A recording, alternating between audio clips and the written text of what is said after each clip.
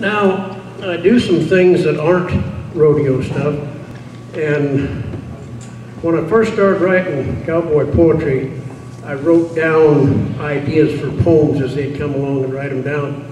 And the poem I'm going to do for you next is one of those that I wrote down almost immediately. Some of the thoughts that are in this poem were in my head when I was maybe 10, 12 years old. I wouldn't think of cowboy poetry or anything at the time, just some of those thoughts were in my head.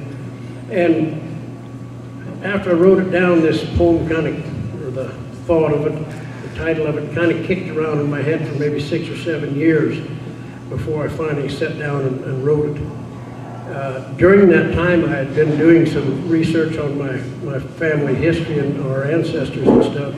And like I said, having the privilege of being a 5th generation cowboy, there's a lot of stuff back there. And when I finally sat down to write this poem, it's my own personal favorite poem, because everything that's in it has either happened to me or some member of my family or one of our ancestors. And when I tell you what the name of it is, it'll become self-explanatory, excuse me, as I do it, where most of you guys have got some agricultural or ranch orientation, whether it's by rodeo or by vocation or by business. I call it Abandoned Ranch.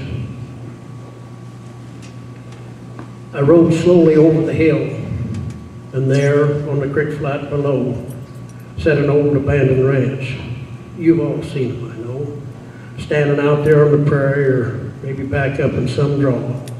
The old corral's now fallen down, barn door, an open maw. I sat there and I thought for a while, this one seemed special to me. It looked like one of my ancestors had ranched on, don't you see? I thought about that old ranch, things that happened many years ago. On this and other abandoned ranches we see most everywhere we go. I thought about the work needed just to build that first shack, something barely good enough to live in, with an outhouse in the back. Then to send for the family, and with them keep working hard, trying to get the barn built. By the house, a little yard. The yard, a barbed wire fence, just to keep the cattle out. To protect the tree and flowers and the wash that they hung out. Carrying water up from the creek until they could dig a well. The back-breaking work they did, I can never begin to tell.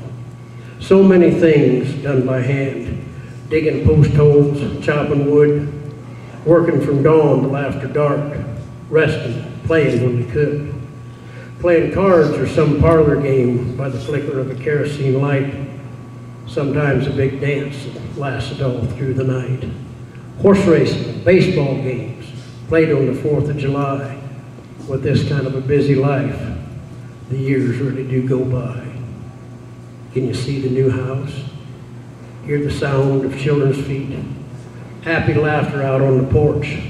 On holidays, the family would meet. Sitting down to a big meal, sharing whatever they had, talking about last year's crops, sharing the good with the bad.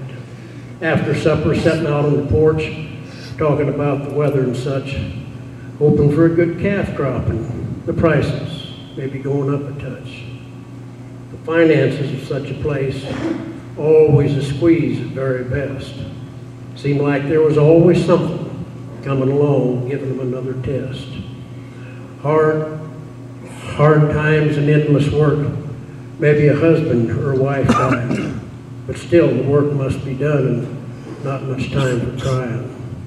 Then there was always the weather, both their enemy and their friend, sometimes dry and sometimes wet, the wind blowing without end. Down through a couple of generations, passing it on or starting new, sometimes working the ranch alone, maybe sometimes hiring a crew. These were truly men and women working the ranches of this land, eventually getting more modern tools, not doing so much by hand.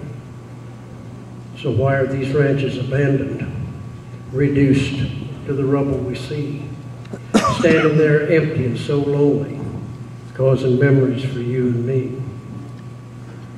Some were passed on for a while, down to a daughter or maybe a son, to carry on as best they could with this land so hard won.